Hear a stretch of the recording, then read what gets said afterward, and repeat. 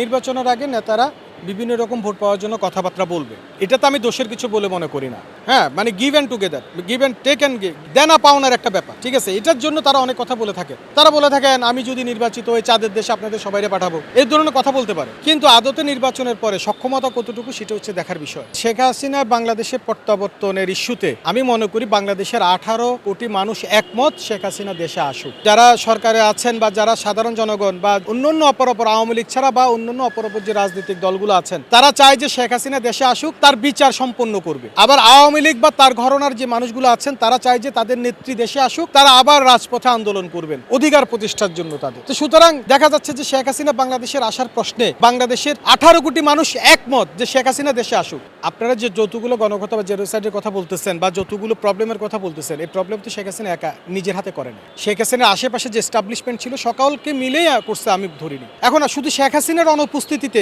বাকি সবার উপস্থিতিতে বাংলাদেশে আছে। আপনার হাতে তো সময় ছিল, সুযোগ ছিল এবং সমস্ত কিছু, যদি আপনার সদিচ্ছার অভাব ছিল যে আপনারা সমস্ত অপরাধীদেরকে ধরে বিচারের প্রক্রিয়া আনার, আপনারা তো সেটা আনেন নাই। 24-70 বাংলাদেশে 5 আগস্টের পর থেকে ধরেন আজকে অবধি যতগুলোর কথা আপনি বললেন সমস্ত অপরাধীরা তো বাংলাদেশে আছে। মুষ্টিমেয় কয়জন হয়তো দেশে নাই, দেশ ছেড়ে পালিয়েছেন বা আত্মগোপনে আছেন, কিন্তু তাদেরকে ধরে তো আপনারা বিচারের মুখোমুখি করতে পারতেন, অ্যাটলিস্ট একটা আইনি প্রক্রিয়ার মধ্যে তাদেরকে একত্রিত করতে পারতেন। আপনারা তো সেটা করেন নাই।